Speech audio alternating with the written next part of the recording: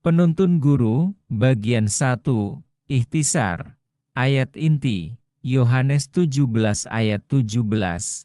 Fokus pelajaran, Yohanes 17 ayat 17.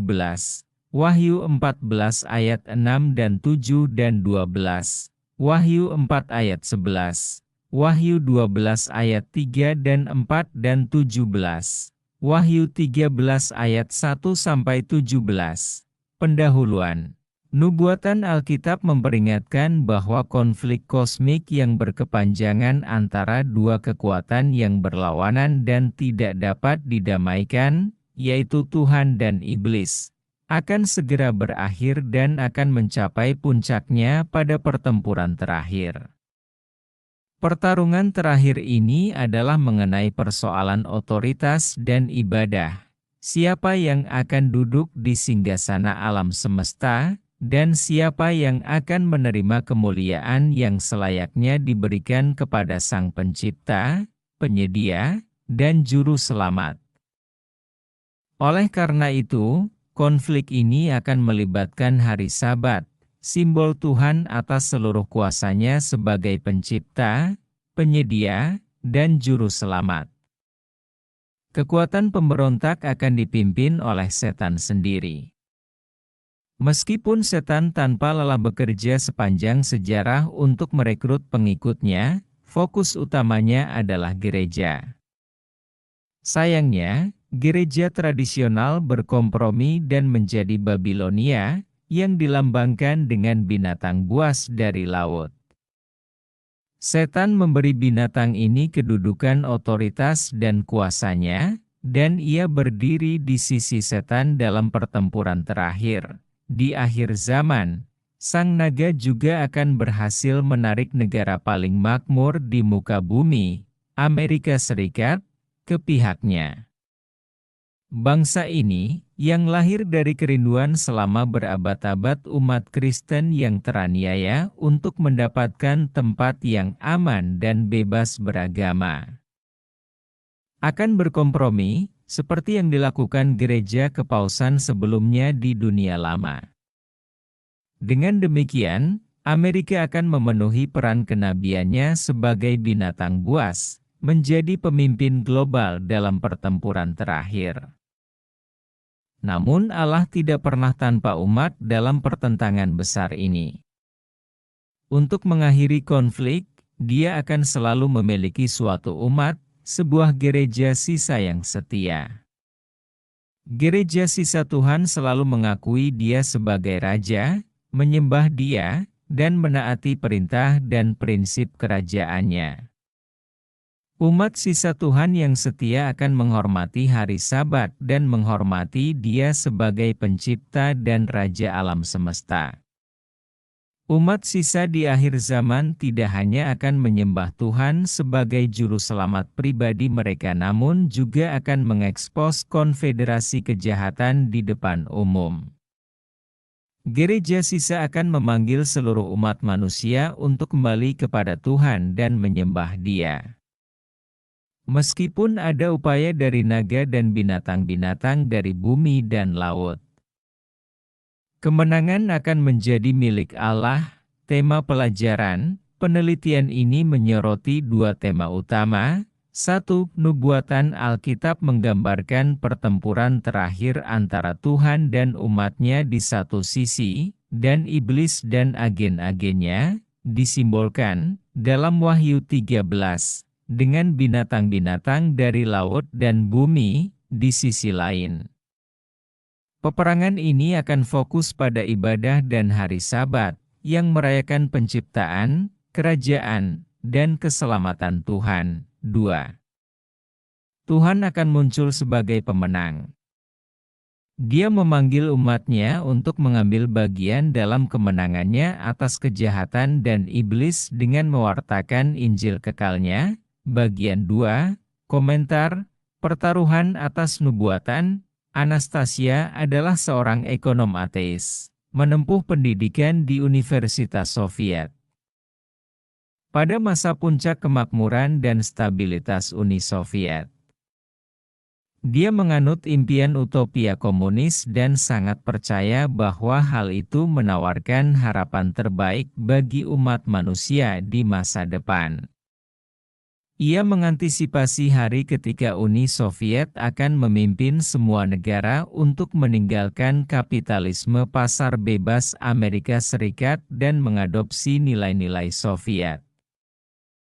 Namun suami Anastasia, Petru, tak sependapat dengan istrinya. Meskipun Petru tidak menjalankan agamanya pada saat itu, dia dilahirkan dan dibesarkan di keluarga dan gereja Masehi Advent hari ke-7. Semasa muda, Petru telah mempelajari kitab nubuatan Daniel dan Wahyu, mengikuti pendekatan historis Advent.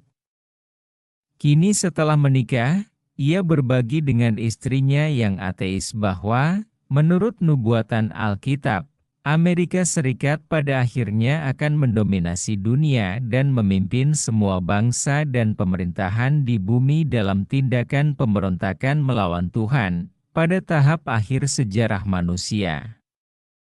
Oleh karena itu, berdasarkan nubuatan kitab Wahyu, Petru berpendapat bahwa Uni Soviet akan kalah dalam Perang Dingin dan Amerika Serikat akan muncul sebagai satu-satunya negara adidaya di akhir zaman. Mengetahui kekuatan Uni Soviet, Anastasia tidak bisa menerima ramalan tersebut. Di jalan buntu, pasangan tersebut memutuskan untuk menyelesaikan perbedaan mereka dengan bertaruh. Anastasia memberitahu Peter bahwa jika Uni Soviet runtuh, dia akan menjadi anggota gereja Masehi Advent hari ke-7. Tahun-tahun berlalu, dan pada akhir tahun 1980-an, Uni Soviet runtuh dan lenyap tanpa adanya serangan militer dari luar. Ateisme dan komunisme Anastasia runtuh bersamaan dengan Uni Soviet. Segera setelah itu, Anastasia menerima undangan Petru untuk bergabung dengannya dalam baptisan di gereja Masehi Advent hari ke-7.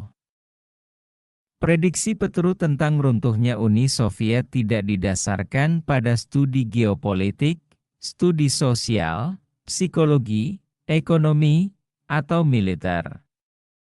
Karena ia hidup di balik tirai besi, sumber utama prediksi Petru tentang jatuhnya Uni Soviet adalah penafsiran Alkitabiahnya yang historisis terhadap Wahyu 13, seperti yang diajarkan di gereja Advent setempat.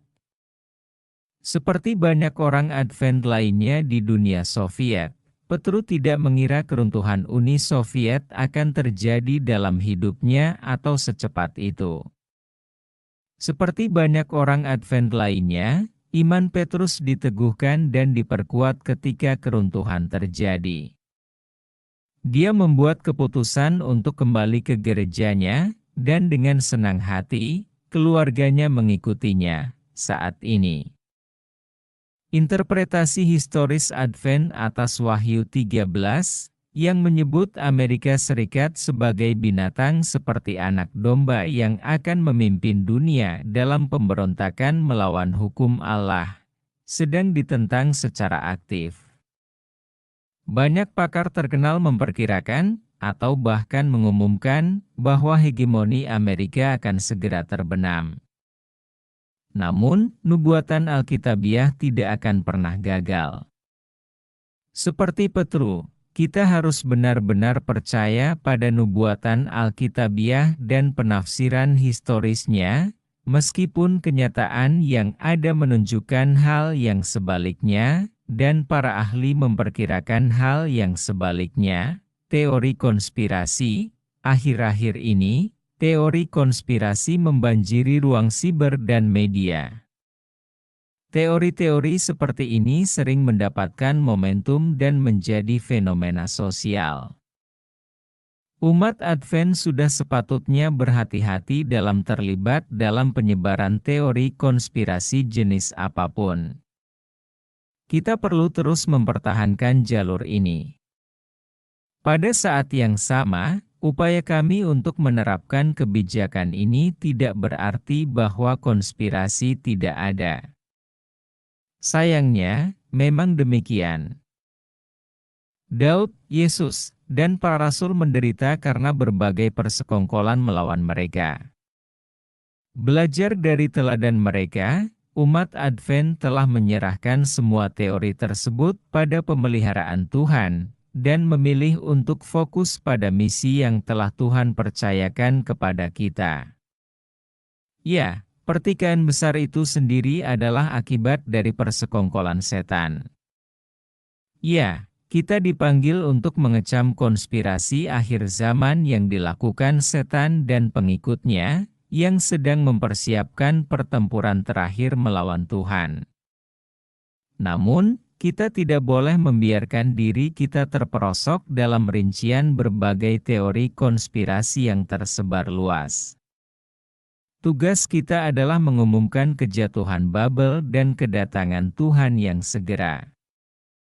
Oleh karena itu, misi kita adalah menyelamatkan sebanyak mungkin orang dari konspirasi setan.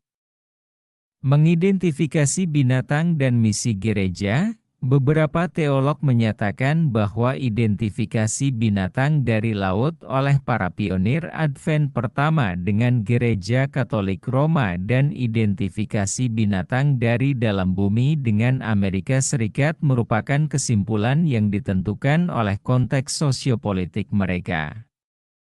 Beberapa dari teolog ini kemudian menyerukan agar umat Advent menjauh dari posisi awal ini dan mencari kekuatan spiritual atau politik lain yang lebih relevan di zaman kita sekarang yang lebih sesuai dengan gambaran tentang binatang dari laut dan atau binatang dari bumi. Namun, ada dua hal penting yang perlu kami tekankan.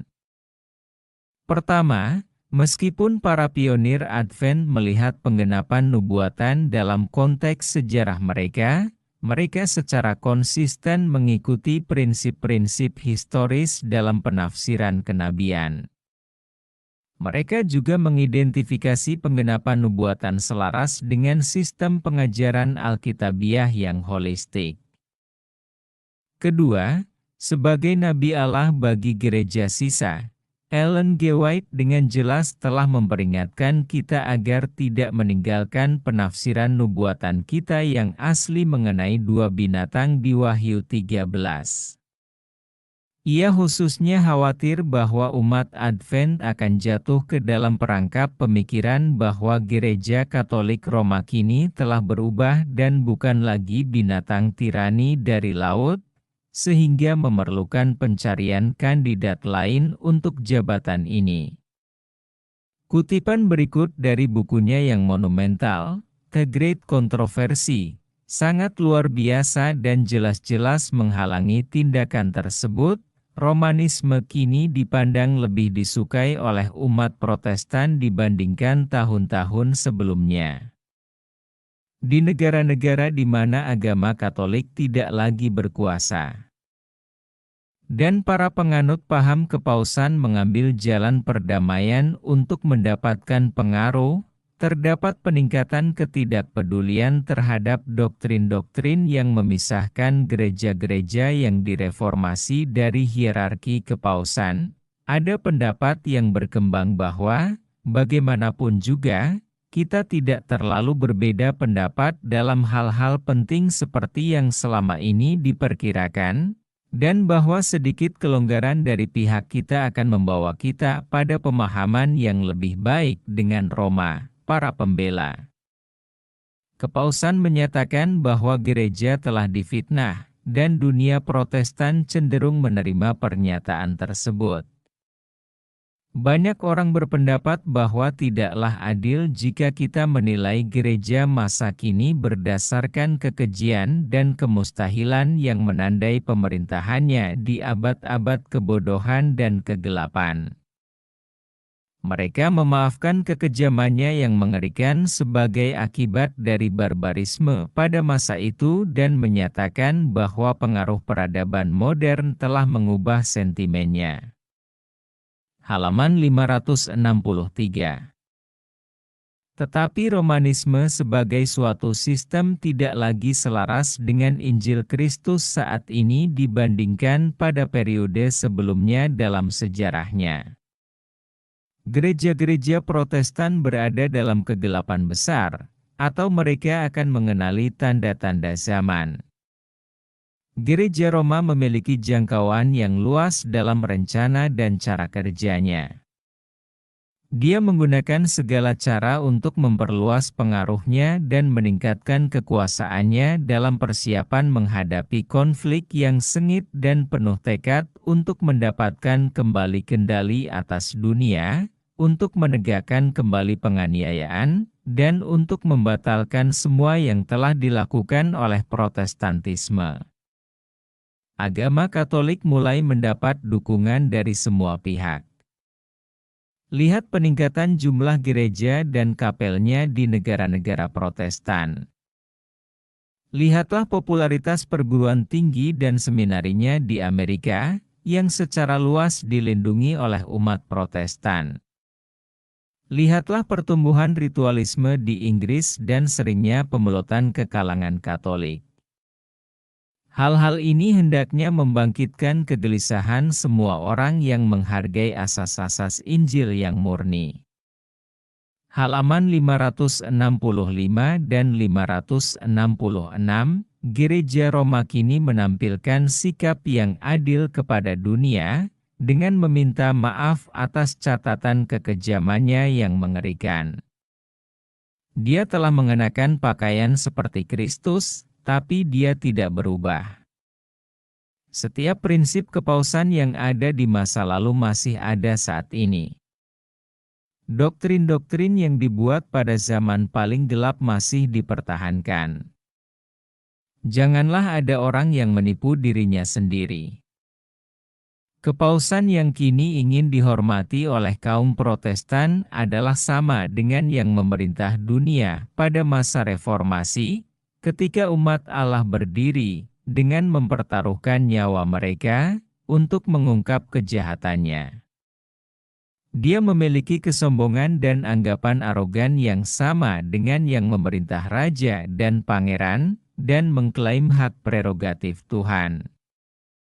Semangatnya sekarang tidak kalah kejam dan lalim dibandingkan ketika dia menghancurkan kebebasan manusia dan membunuh orang-orang kudus dari Yang Maha Tinggi. Bukan tanpa alasan klaim yang diajukan di negara-negara Protestan bahwa agama Katolik tidak terlalu berbeda dengan Protestantisme dibandingkan di masa lalu. Telah terjadi perubahan, namun perubahannya bukan pada kepausan. Agama Katolik memang sangat mirip dengan Protestantisme yang ada sekarang, karena Protestantisme sudah sangat merosot sejak zaman para reformator. Halaman 571, bagian 3, penerapan kehidupan, 1.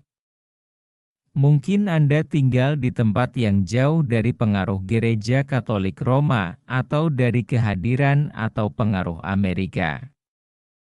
Kalau begitu, bagaimana cara terbaik Anda menjelaskan kepada teman-teman Anda tentang nubuatan tentang binatang dari laut dan binatang dari darat? 2.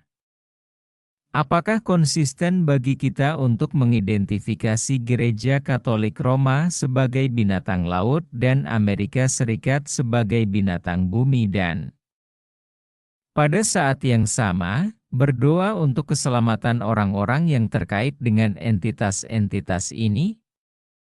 Jelaskan jawabanmu. 3. Nabi Daniel, umat Kristen abad pertengahan, umat Advent abad ke-19, umat Advent di Uni Soviet dan di banyak tempat dan zaman lainnya mempercayai nubuatan Alkitab dalam segala rintangan. Bagaimana Anda bisa mempercayai nubuatan Alkitab ketika semua bukti tampaknya bertentangan dengan penggenapannya?